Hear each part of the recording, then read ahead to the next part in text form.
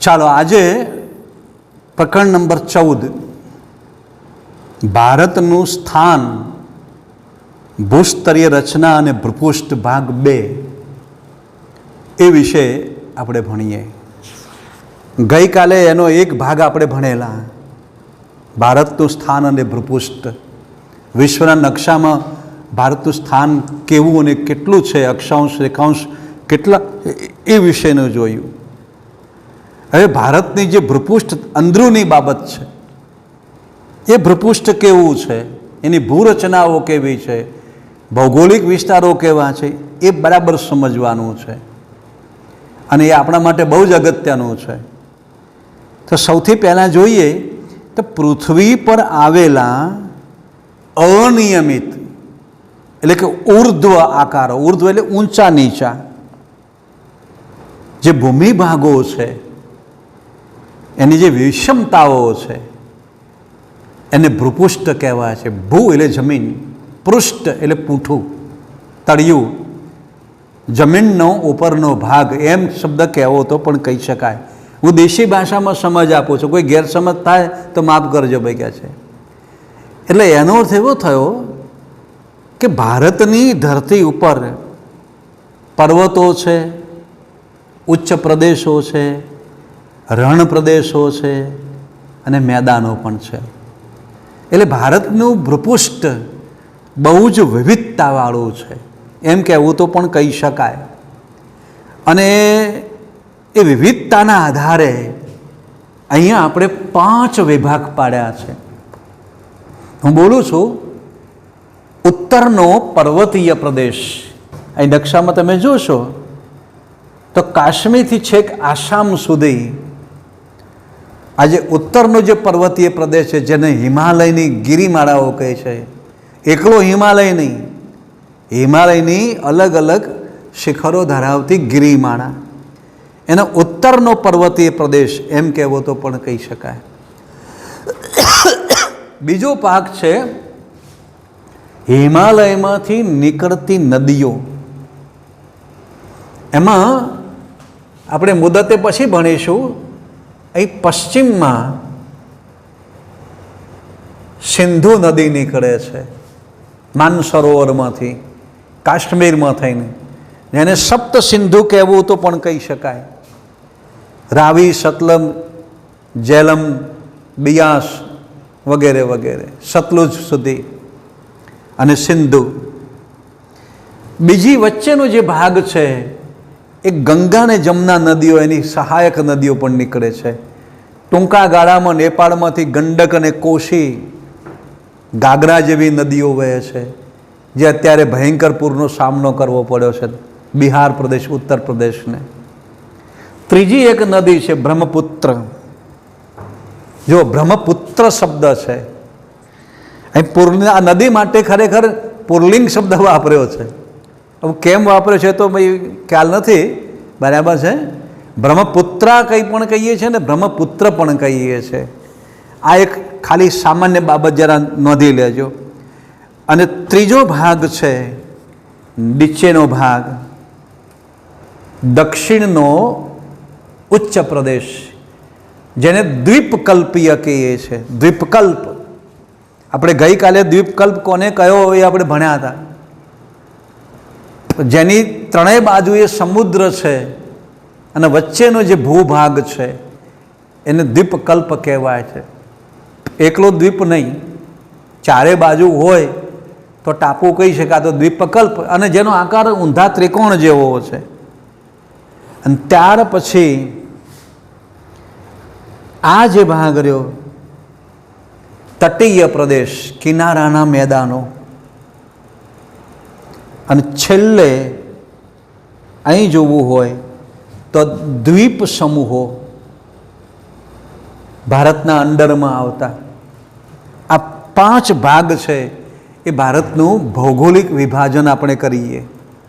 આવું પહેલો મુદ્દો લેવો હોય તો ઉત્તરનો પર્વતીય પ્રદેશ.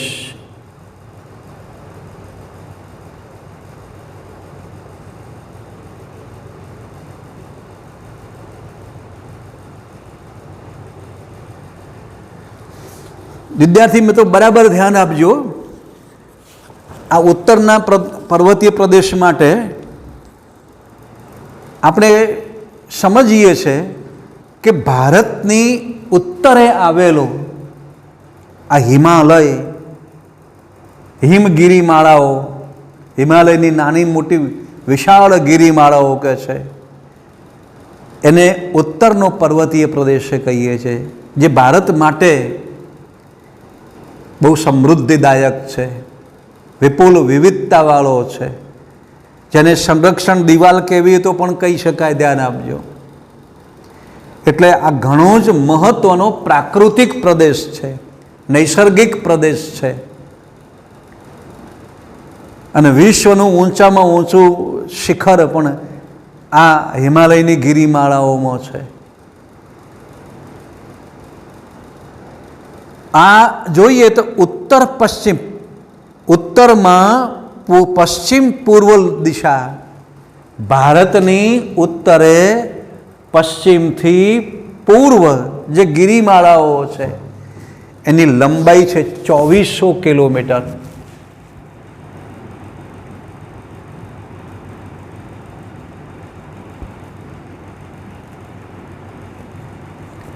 આ આંકડો બરાબર સમજવા જેવો છે, ધ્યાન આપજો. અને એ હિમાલયની એ પર્વત શ્રેણી કહેવાય છે. હવે આની જે રચના છે ભૌગોલિક, એ ચાપ જેવી છે. ધનુષનો જે ચાપ કહીએ છીએ ને આ પ્રમાણે અર્ધચંદ્રાકાર, એ ચાપ જેવી છે એમ કહેવું તો પણ કહી શકાય.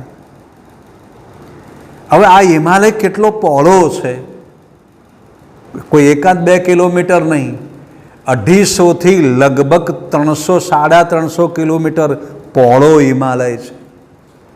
એક પર્વત નહીં, એમાં અનેક ગિરી શિખરો આવેલા છે અને નાના મોટા એવી અનેક પર્વત શ્રેણીઓનું એક આખું સંકુલ છે એમ કહેવું તો પણ કહી શકાય.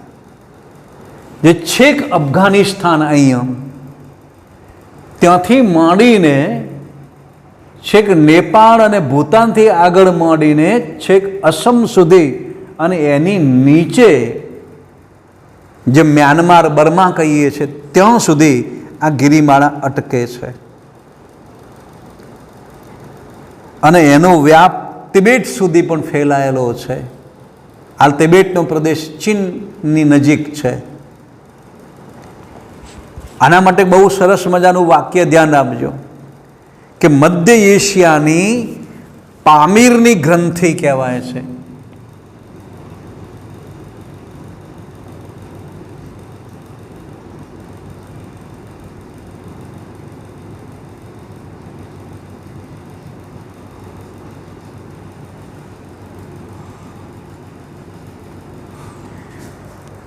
અહીં જો મધ્ય એશિયા શબ્દ છે, એશિયા ખંડની દક્ષિણે ભારત આવેલો છે અને એની વચ્ચોવચ આપણે ચીન અને રશિયા પ્રદેશ છે.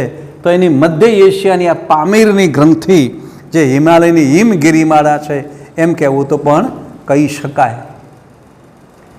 હવે આના 2 ભાગ પાડવામાં આવેલા છે. એક ઉત્તરનો હિમાલય પ્રદેશ,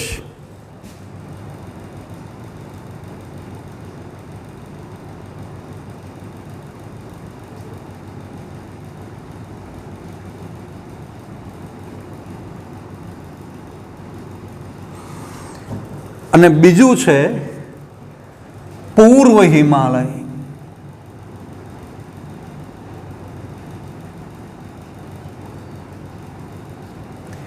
એટલે કે આ ઉત્તરનો હિમાલય અને આ પૂર્વ હિમાલય, જે આસામ બાજુનો જે હિમાલય છે એને પૂર્વ હિમાલય કહીએ છીએ. હવે ઉત્તરના હિમાલય પ્રદેશને આપણે થોડુંક વિગતે જોઈએ. આ પ્રદેશમાં એકબીજાને સમાંતર એવી 3 ગિરિમાળાઓ છે. એટલે કે ઉત્તરના હિમાલયને 3 ભાગમાં વહેંચ્યો છે. ઉત્તર બાજુની જે હારમાળા છે એને બૃહદ હિમાલય, જો આ બૃહદ શબ્દ સંસ્કૃત શબ્દ છે. બૃહદ એટલે મોટું, વિશાળ. વિશાળ હિમમાલય, અને જેમાં હિમાલયની સૌથી ઊંચી પર્વત શ્રેણી આવેલી છે, જેમાં 40થી વધુ શિખરો છે અને જેની ઊંચાઈ 7000 મીટર કરતાં વધારે છે. હવે એના માટે બહુ જ અગત્યનો મુદ્દો જોયો તો અહીંયા માઉન્ટ એવરેસ્ટ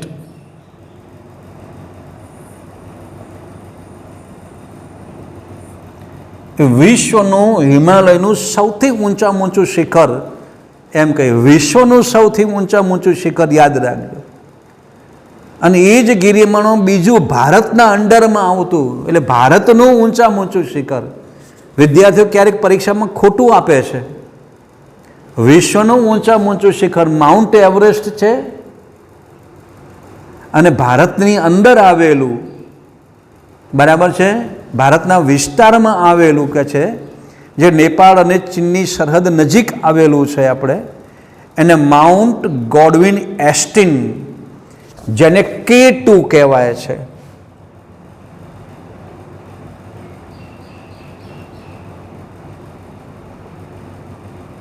આ ભારતનું છે, ધ્યાન આપજો. એટલે તલાટીની, ક્લાર્કોની, પોલીસની પરીક્ષામાં, શિક્ષકની પરીક્ષામાં આ મુદ્દો બહુ સમજવા જેવો છે. વિશ્વનું માઉન્ટ એવરેસ્ટ અને ભારતનું જે માઉન્ટ ગોડવિન એસ્ટિન K2 એ શિખરનો સમાવેશ થયા છે. આ સિવાય હિમાલયની 3 સ્પષ્ટ પર્વત શ્રેણીઓ છે. ભારતમાં જે હિમાલય છે ને 1, 2 અને 3, આપણે ઉત્તર હિમાલય જોયું, એના ભાગમાં 1, 2, 3 એવી 3 પર્વત શ્રેણીઓ છે. અને આ 3 ભાગ પડાયેલા, જે એકબીજાના સમાંતર ચાલે છે છેક પૂર્વ સુધી. એમાં બૃહદ હિમાલયની અંદર કેટલાક ઘાટ આવેલા છે. 2 ઊંચા પર્વતો વચ્ચે નીકળતી નદી અને એને વચ્ચે આવતો રસ્તો, જેને ઘાટી કહેવાય છે. એમાં જેલાપલા ઘાટ, નાથુલા અને શિપકીલા, આ ઊંચા પર્વતીય ઘાટો આવેલા છે. અને એમાં બીજી એક બાબત યાદ રાખજો, આ પહેલા વિભાગમાં અહીંયા ચીનની પાસે, એટલે ભારતના હદની ઉત્તરે અહીં માનસરોવર છે.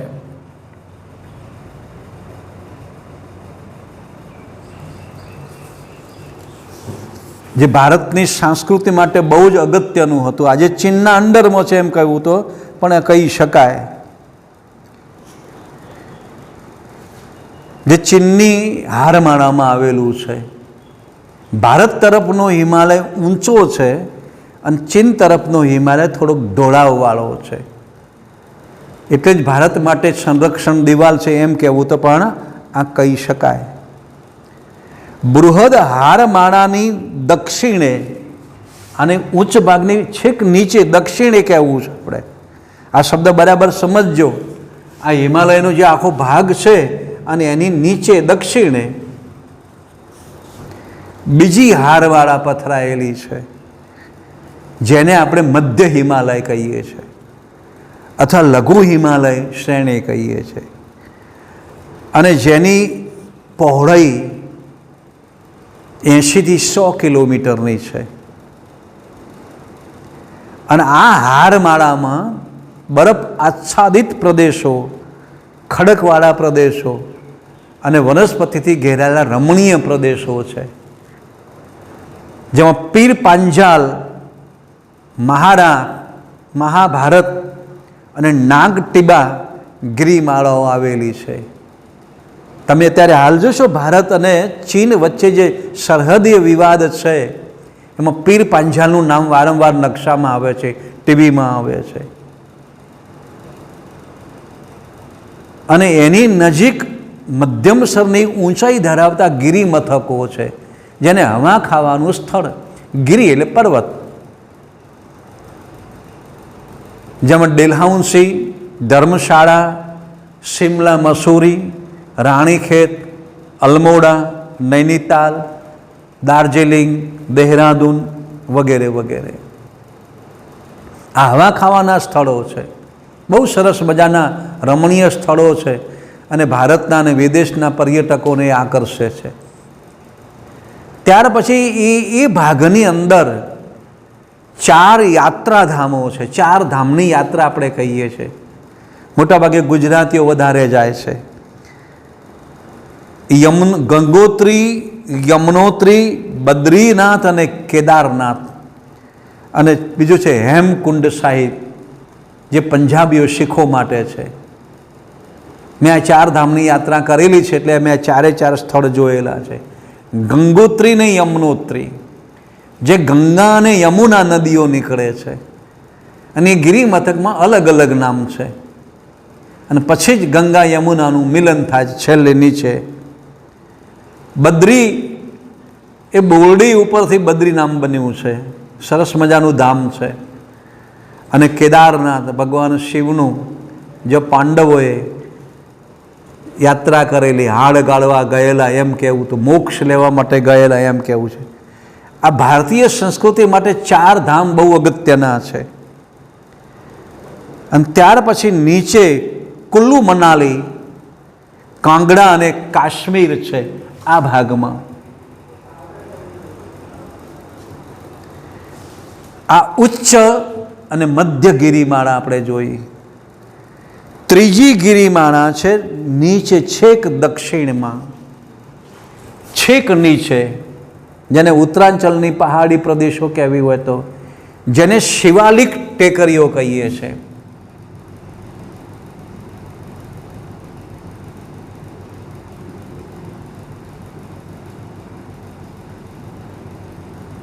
શિવાલિક પર્વતમાળા કહેવું તો પણ આપણે કહી શકાય, જેની પહોળાઈ 10 થી 15 કિલોમીટરની છે અને ઊંચાઈ 1000 મીટરની છે. આ હારમાળામાં કેટલીક વિશિષ્ટ ખીણો રચાઈ છે, અને જેમાં કોંકરા પથ્થરો અને જાડા કોપથી ઢકાયેલી છે. છેક નીચેનો ભાગ કહેવો હતો કે છે. આ આપણા ભૂગોળ માટે બહુ અગત્યનો છે, અને જેને દૂન શબ્દ કહેવાય છે. સ્થાનિક ભાષામાં દૂન શબ્દ વાપર્યો છે, અને એટલે ત્યાં દેહરાદૂન ઉત્તરાખંડનું પાટનગર છે, જો વનસ્પતિનું સંશોધન કેન્દ્ર ચાલે છે. પછી પાટલી દૂન અને કોથરી દૂન નામના આવા શબ્દો છે. કોંકરા પથ્થરો અને જાડો કાંપ પાથરેલો આ પ્રદેશ, જેને દૂન શબ્દ કહેવાય છે. આપણે એક ઉત્તર ભારતના હિમાલય પ્રદેશ વિશેની વાત કરી. હવે બીજું છે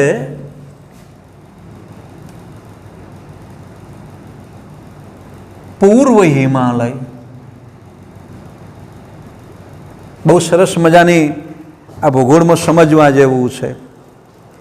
આ હિમાલયની શ્રેણીની પૂર્વ બાજુએ આવેલી આ હારમાળા છે, જે ઓછી ઊંચાઈવાળી છે, અને એમાં ઘણી બધી ટેકરીઓ આવેલી છે, જેને અંગ્રેજીમાં હિલ્સ કહેવાય છે, હિલ સ્ટેશન કહીએ. અને એમાં ખાસ કરીને આપણે અહીં જોઈશું, આપણે આસામમાં, જેને પતકાઈ અરુણાચલમાં, પતકાઈ ટેકરી અરુણાચલ પ્રદેશમાં.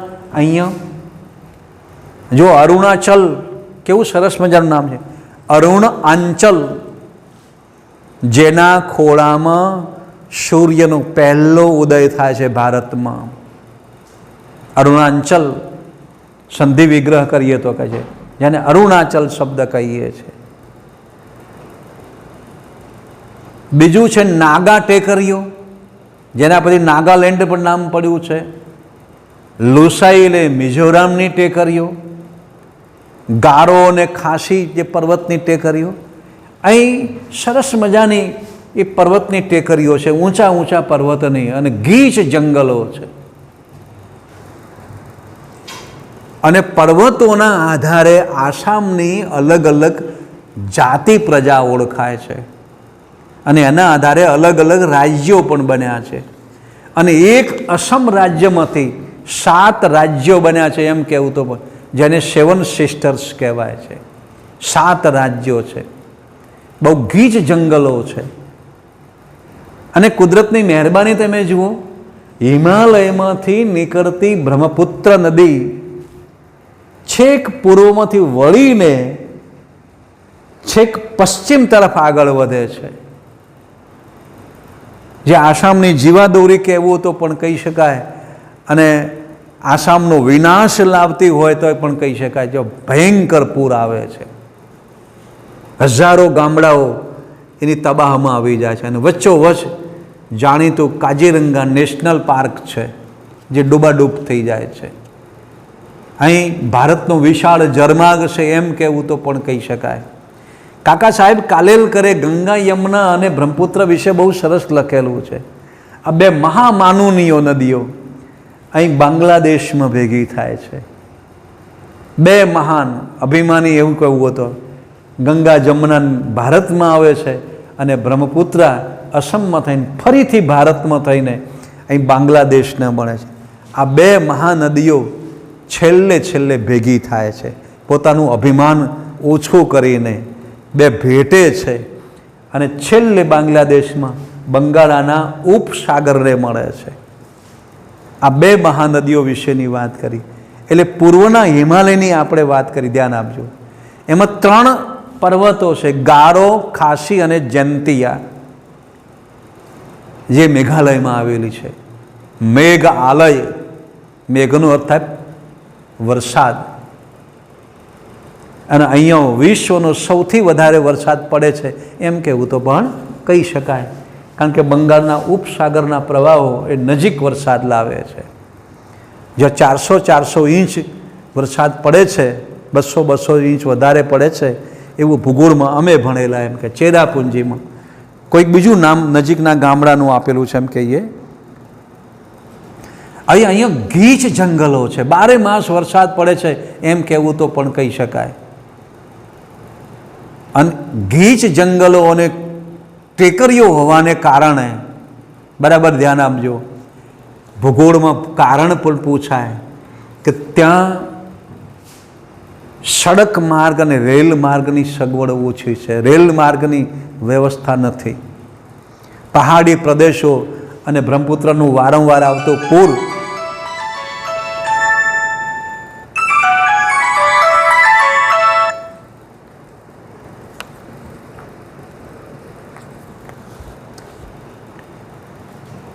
બહુ જ ઓછો વિકાસ થયો છે એમ કહેવું તો પણ કહી શકાય. એની પ્રજા બહુ પછાત છે એમ કહેવું. હવે આધુનિક જમાનામાં ઉપકરણો અને ભારત સરકારની સગવડને કારણે એનો બહુ મોટો વિકાસ થયો છે. તો આપણે હિમાલયનો એક ભાગ આપણે જોયો.